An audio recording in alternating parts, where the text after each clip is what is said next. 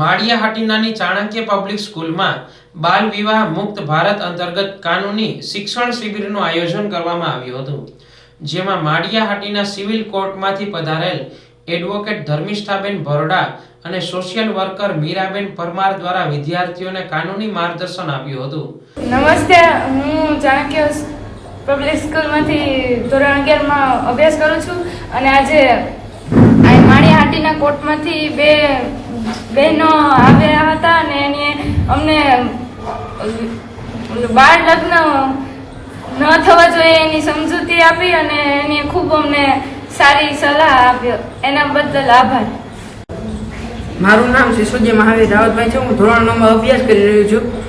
અમારી સ્કૂલમાં કોર્ટમાંથી બે મેડમ આવેલા છે, જેઓએ અમને બાળ લગ્ન ન કરવા જોઈએ અને બાળ મજૂરી ન કરવી જોઈએ તેના પર અમને માહિતી આપી છે. તે બદલ ખૂબ ખૂબ આભાર માનું છું. નમસ્તે, આજે અમારી ચાણક્ય પબ્લિક સ્કૂલમાં માળિયાહાટીનાથી કોર્ટમાંથી બે મેડમ આવ્યા હતા અને અમને બાળ લગ્ન વિશે થોડીક માહિતી આપી અને એના વિશે કીધું શું એના ફાયદા નથી અને અમને સમજાવ્યું કે એના શું નુકસાન થાય છે. વિદ્યાર્થીઓ દ્વારા પ્રશ્નોત્તરી કરવામાં આવી હતી. પધારેલા મહેમાનોનો ચાણક્ય પબ્લિક સ્કૂલના આચાર્ય બાલુભાઈ કે ભોજક દ્વારા શાળા પરિવાર વતી આભાર માનવામાં આવ્યો હતો.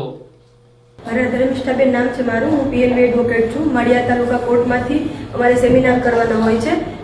તેના રિગાર્ડિંગ અમે ચાણક્ય પબ્લિક સ્કૂલમાં આજે સેમિનાર કરેલો છે. બાળ વિવાહ મુક્ત ભારત અભિયાન માટે એક સરકારની યુનિટ ચાલે છે કે બાળ વિવાહ ન થવા જોઈએ. એના માટે અમે આજે ચાણક્ય પબ્લિક સ્કૂલમાં આવેલા છે અને સર, પ્રિન્સિપાલ સર, મેડમ, બાળકો બધાએ અમને સારી રીતે સપોર્ટ કરેલો છે અને અમને સાંભળેલા છે. આજરોજ અમારી ચાણક્ય પબ્લિક સ્કૂલમાં કોર્ટમાંથી પધારેલ બહેનોએ અમારા બહેનોની બાળ લગ્ન નાબૂદી વિશે સરસ મજાની માહિતી આપી કે બાળ લગ્નમાં ન કરવા જોઈએ અને ભણતર બાબતમાં શિક્ષણમાં આગળ વધવું જોઈએ.